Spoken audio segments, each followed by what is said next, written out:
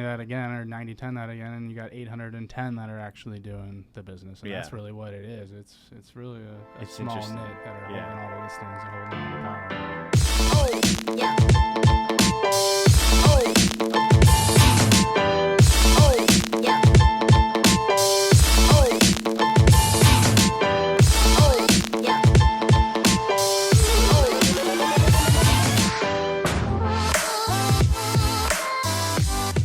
Hey guys, welcome to another episode of Break It Down with Braydon. Super excited. I got Adam Douglas on here today. Adam, thanks for joining me. Yeah, thanks for having me, man. Get up in the mic a little bit. Let's feel this. Adam, been in real estate for a couple years now, over at My Home Group and with the K Grant Group. Tell everybody a little bit about your background, how you got into real estate. So I haven't been in it that long, actually. Okay. I've only been in real estate for like 9 months now. Has it only been that long? Yeah. Okay. So I guess I met you day one then, it must have been. Yeah, it literally was. Was it? Within like a week or two. Like that was like the very first time I joined that brokerage, met my mentor, and he's like, you need to come to this meeting. Yep. Literally, one of the first days. Oh, funny. So you got that. Dude, it was amazing because like at that point when you're first starting, you don't realize that lenders and title guys are going to be reaching out to you trying to, butter you up and stuff. Yep. So, dude, if you can get agents. I buttered that biscuit, didn't I? That first week, dude, like, because after that, I'm like, oh, I already got a guy, Yep. Same thing with the lenders, like. The first person there, I mean, that's so new agents. I mean, love it. It's good business. So you've been in it for 9 months. Yeah, it seems like a lifetime, but it's been crazy. Yeah, I was doing door-to-door sales. That's kind of how we met with Ryan before that, and so that gig was only 4 months a year. So you were selling pest control with Eco Shield or whatever. Yep. Shout out Ryan McNeely. Yep. So that's only 4 months of the year, and I don't know. I'm not the type of guy who can just sit around and do nothing for 8 months. Yep. Even if you have money coming in, like, I don't know. So I'm like, what can I do to be productive during this time off? And so I actually saw this video about a side hustle. Get your real estate license. That's the hardest part. But then you can show houses, and they'll pay you $30 to $50 a house just to show it or whatever. Just to show it. Got it. And showing agent. Yeah. Yep. And with Redfin or whatever, and I was like, you know what? That's a cool side hustle, and I can do that. You make your own hours, and then I can go to Eco Shield during the summer. Yep. But then, because Eco Shield, you would travel to like Chicago and stuff for like the whole summer, right? Yeah. Yep. Yeah. Okay. But then by the time I was done doing the work, which was way harder than I thought, I was like, I'm just gonna actually do this and try it out. And yeah, dude, hit the ground running. It went well almost instantly. Yep. And haven't looked back. Didn't go back out this summer for door to door, but no, it's been great. How did the door to door help with the real estate? That job will teach you work ethic and grit and mental toughness more than anything ever. And with real estate, especially when you're first starting, it's hard because like you never know when that next deal is going to come from, or how long it's going to be until that happens. So it's easy to be like, this isn't for me, I can't do it. But dude, just grinding until something happens. Like I was just so committed when I first started. Like I will not fail. Like I'm going to work all day, every day if I have to. Yep. And I never would have had that mentality before that door-to-door job. I was probably a lazy, do the minimal work and get through my day and enjoy the nighttime. But it just made me, it just puts that work ethic into you. You want to be so successful and work for what you get. You brought up mentors in the beginning. Talk about some of the mentors you've had over the 9 months you've been in the business. Yeah, so it's interesting. The first brokerage I was at, I instantly got put with a mentor. I didn't really get to meet with him. He lived in a different town. It was all over the phone. I never even met him. And I was kind of just thrown to the wolves. Where'd you start? At EXP, yeah. How'd you get so I actually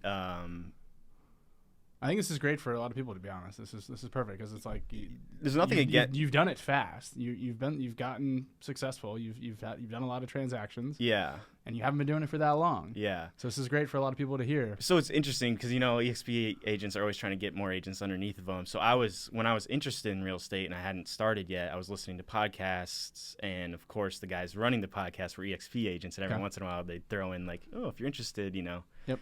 And so that's how I got introduced to it. And then so who did you go under then, per se? So my buddy Jonah, Yep. technically. So I didn't even know him at the time. Okay. I didn't know anyone, but I knew that you got paid for people underneath you. And when I was signing up for the brokerage, I was like, who do you know? Yeah, who do you know? Okay. And I could have put no one, but I was like, somebody might as well get paid, Yep. Why not? Yep. So I started just looking up like agents, and I was just looking for younger guys around my age. And then I found him, and I noticed that he had like 4 or 5 mutual friends. So I messaged him and then got in contact. Technically went under him, but he was also new. So me and him were like driving around, like knocking on doors, like knocking on like $5 to $6 million expired listings, acting like we were the guys for the job. We both just started in real estate. Like, hey.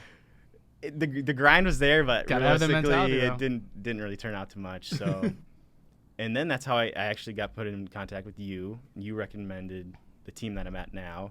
I met with them for an interview, kind of connected because she's also from Iowa. Yep. And it just felt right, and I joined them, and yeah, it's gone crazy ever since. Talk about how the team works and how it's kind of helped you. Yeah, so you get put with a mentor, same kind of thing, but you're with them every single day. And my mentor, I think she did like 50 million last year. So to be alongside of somebody like that does that much business every single day, yep. You can literally just emulate them. And at first I was asking her like, why does she do so much compared to everybody? And she's like, she just lives and breathes real estate. Yeah. But now actually and this is Julie Jamerlowski, by the way. She's awesome. Shout out Julie. She was actually on the other week. She's crushing it. Is a grinder. She works all day, every day. She lives and breathes real estate. And really just takes, real estate's something that is a good side thing for people to do. Like they can also have their license, but yep. For people who truly commit like that, the opportunities are insane. Yeah, I think there's 82,000 agents in Maricopa County or something like that. And so you do the 90-10 rule. And so you figure there's 8,200 that are actually doing 90% of the business. It's crazy. It's such a big area. But even in 1 year, I've started to my circle of realtors that I noticed have the listings. Yep. It's a smaller circle than you think that are doing most of the big business. 80-20 that again, or 90-10 that again, and you got 810 that are actually doing the business, and that's really what it is. It's really a small knit that are holding all the listings and holding all the power. Yeah, for sure. It's interesting. Yeah. What's been your biggest struggle? The inconsistency of the job is something my last job was just instant gratification. You literally, I would knock a door, I would sell somebody in 10 minutes, I would get paid the next Monday, and it's instant. I have 5, 6 a day. It's with real estate, you might meet somebody and work them for 6 months, before you ever it might be longer. I've been in business that long. I'm sure there's people that 2 years from now will sell that I've already met. Yep. But to work every day and not get anything out of it right away, it's tough mentally, for sure. Because you can go a whole week of working 8 in the morning till 5 at night, and then periodically throughout the evening. Yep. And you look back and what did I get done? And it seems like nothing. But then out of nowhere, you get a deal and it was all worth it. But that's the hardest part of real estate for me, just mental toughness and believing in that it's going to. Obviously, there's a lot of successful teams at EXP as well, so it's not like you transitioned over to my home group and it was my home group really. No. It has nothing to do with EXP at all, actually. Yeah, so talk about some of the systems that kind of you've implemented into your business from the change of kind of how the K Grant Group has kind of implemented the systems into your day-to-day. Yeah, the K Grants, it's great for leads. They're doing really well with Google Analytics. If you looked up Scottsdale Realtors right now, it would be, you can actually look this up. They're number 2. It's literally Zillow and then the K Grant Group. And there's a lot of different search terms where they're very, very high. Yep. And if you go on YouTube right now and type in Optima, they're going to be the first 5. So that's great for exposure. And just when you're first joining and a team, it's essential, I think, when you're first starting, just being around other people in real estate. Because if you're at home in your second bedroom trying to figure out how to be a real estate agent, it's nearly impossible. You have to be around people that have been doing it for years, that live and breathe it. because it's not an easy thing to be successful in at all. No, I heard an analogy the other day that a guy kind of compared it to brushing his teeth. Of like every morning and every night when you wake up or you go to bed, wake up or whenever you go to bed, you brush your teeth, and you don't ever stray from that.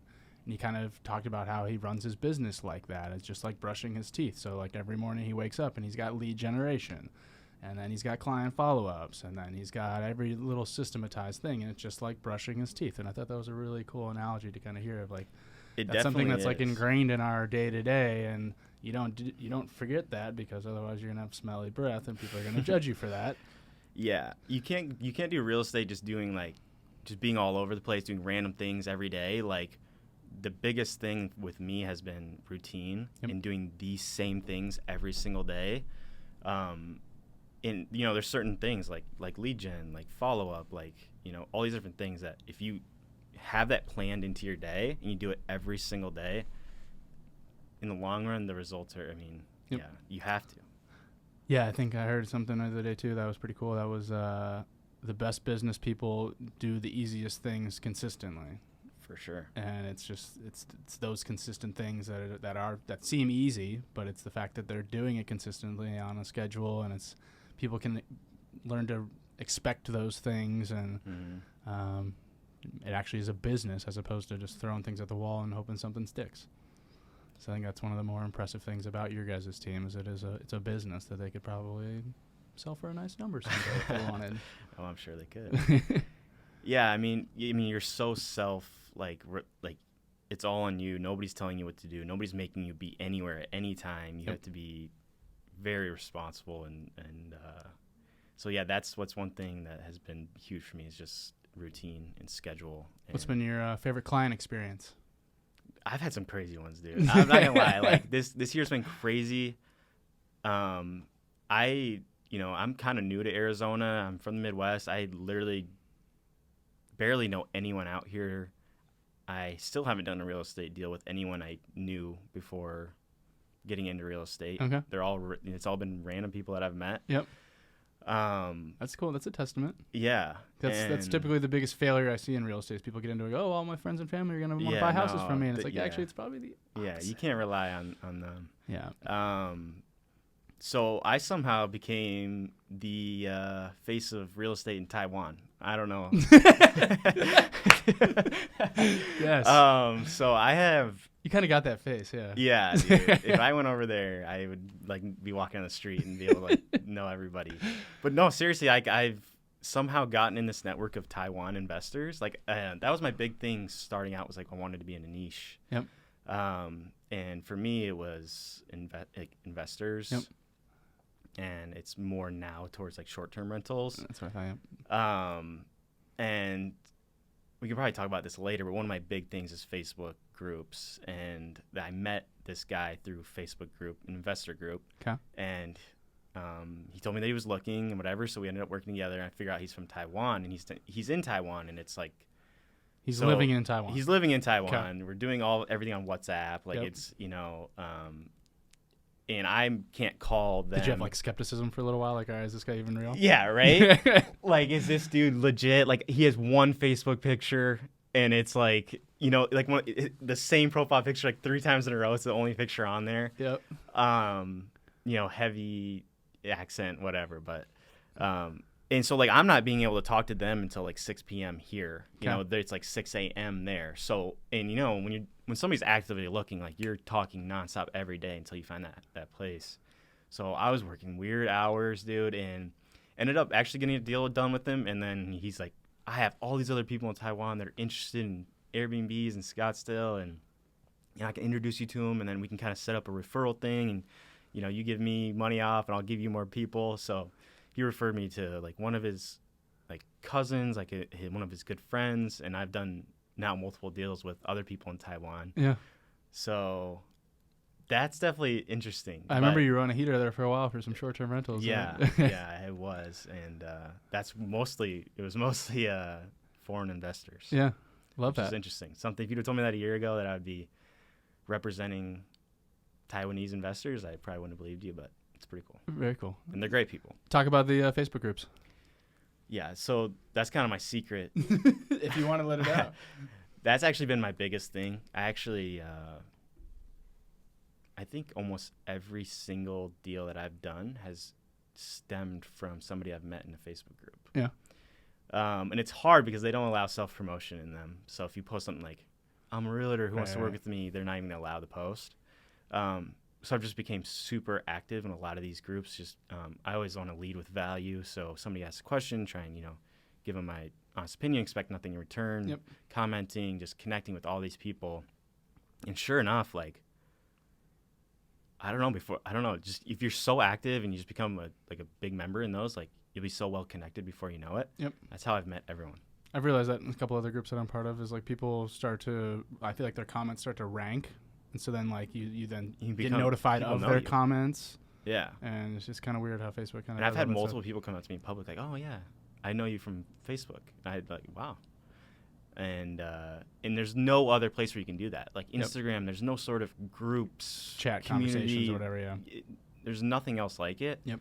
Even on like LinkedIn, like stuff like that, like there's no place where like-minded people can all be connected and so you're going after primarily like investment real estate groups, or are they kind of groups of niches that you So that's what I've done so far, but eventually I'm gonna have to I think it's a good idea.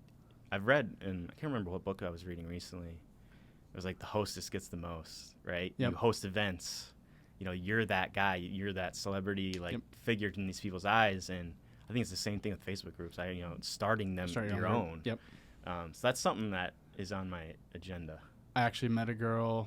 She's part of one of the living Arizona or living Scottsdale or something like that. And then I found out through her that there is actually like an in-person networking component to that Facebook group that they invite everybody to. Yeah. It happens to be a realtor that owns the group or started the group. Mm-hmm. So he doesn't allow any other realtor to come, but any other business owners can come.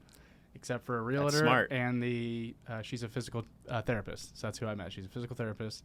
So they don't allow any other physical therapists or any other realtors to come to the in-person networking group, but other small business owners could come, and they get 80 to 100 small business owners that come to do networking at these events.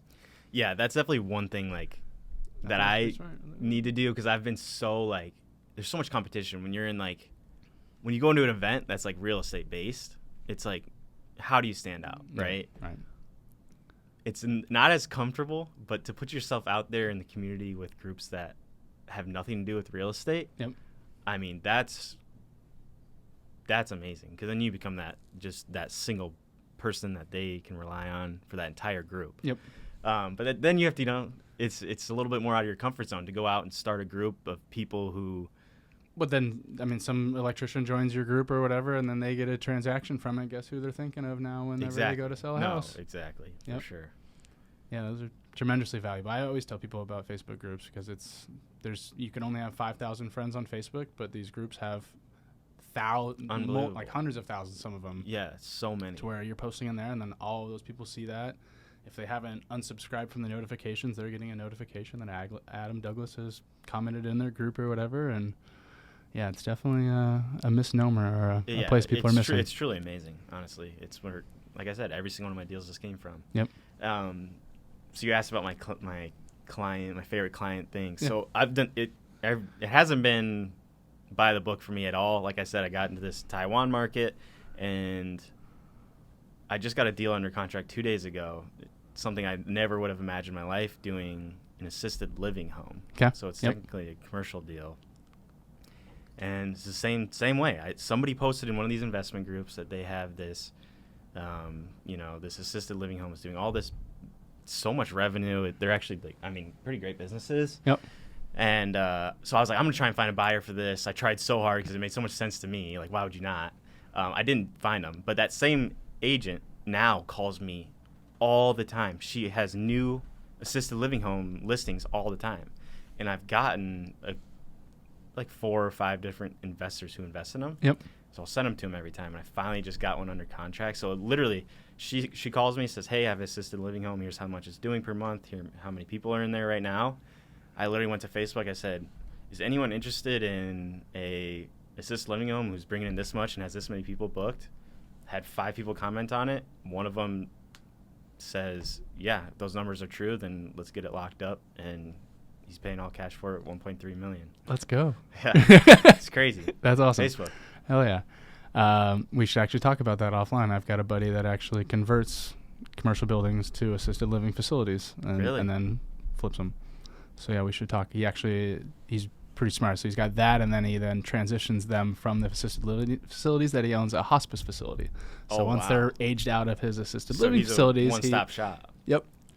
Yeah, there's a movie that I told him he needs to go watch, which is I think what is it called? I Love You for Caring or something like that, or something about that. But it's basically that's what this lady does. Is she's got assisted living facilities and then puts them into hospice and just transitions them over. Thank you for caring. That's what it's called. Yeah, it's an interesting business to be in, but it's definitely very lucrative. Yep. Death and taxes. Those things are required. It's going to happen. For sure. Yeah. People that want to get a hold of you, Adam, talk about the market, talk about anything they want to do in real estate. How can they get a hold of you? Yeah, I mean, like on Facebook, Instagram. Phone number, email, Phone number 641-430-1753. That is an Iowa number. It's kind of holding me back because because I do a lot of cold calling too, and people see an Iowa number, they usually don't answer. So might be getting a new number soon, but that's my number right now. Love it. My email is adam@kay-grant.com. My Instagram is AdamRDouglas_. Love it. Go get connected with them, guys. He's doing awesome things out there and just crushing it. And just a good guy to get to know. Adam Douglas. Thanks for having me on, man. Thanks for coming on. Thanks for sticking around for another episode of Break It Down with Braydon, guys. Stay tuned. More to come. Thanks.